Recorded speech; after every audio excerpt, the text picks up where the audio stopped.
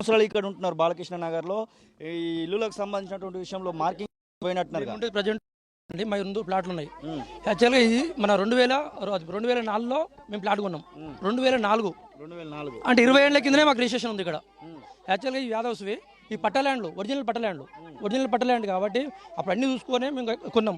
ఒక్కొక్క డాక్యుమెంట్ ఇప్పటికీ 6-7 మారినాయి. సెట్ లీడ్లు మారినంత వరకు ఇప్పుడు ఇంకోటి మొత్తం ఇక్కడ ఉన్నంత పేదోళ్ళే అంతా. ఇక్కడ ఇండియాలో పనిచేస్తోళ్ళు ఆడోళ్ళతోళ్ళు వీళ్ళే ఉన్నారు. వీళ్ళేమో పెద్ద వాళ్ళని వదిలిపెట్టి చిన్న వాళ్ళ దగ్గర పడుతున్నారు. అదే పెద్ద వాళ్ళ దగ్గర ఎందుకు పోతున్నారు? ఇప్పుడు అదే మల్లారెడ్డి కాలేజ్ దగ్గర సపోర్ట్ ఏరియాలు, అలాగే మన ఫాతిమా కాలేజ్ ఉంది, దానికి నోటీస్ ఇచ్చినా చెప్పారు. మరి వీళ్ళకి ఎందుకు నోటీస్ ఇస్తలేరు? పేదలకు ఎందుకు ఇస్తలేరు? ఇప్పుడు ఏమైనా పేదవాళ్ళ మీదనే ఈ హైడ్రా చూపిస్తుందండి. ఖచ్చితంగా మేము చెప్తున్నాం. ఎందుకంటే ఇది ప్రభుత్వానికి ఇక్కడున్న ప్రతి ఒక్కరికి అంటున్నారు మీకు ఓట్లు వేసి గెలిపించుకున్నది ఎందుకు అనే ఒక అందరి నిర్ణయం ఇప్పుడు వస్తుందండి. మీరు రేపు ముందు రేపు ఎలక్షన్లో పోవాలంటే ఇలాంటివి ఉంటే మానుకోండి. మీకు హైడ్రానే ముఖ్యం అనుకుంటే మాత్రం మీరు ఇదే వేసుకుంటూ పోండి. ఎందుకంటే పబ్లిక్ మాత్రం మీకు మీ మీద ఖచ్చితంగా తిరగబడుతున్నారు. మీరు ఒకసారి ఆలోచించి ఇప్పటికైనా మనసు మార్చుకోవాలని మేము అందరం కోరుకుంటున్నాము. ఇక్కడ అందరూ ఉన్న పేదవాళ్ళు కాబట్టి మాట్లాడే. మీరు ఇక్కడ ఎన్ని సంవత్సరాలు ఉంటున్నారు బ్రదర్? మేము ఇక దాదాపు 30 ఏళ్ళ నుంచి ఉన్నామన్నా.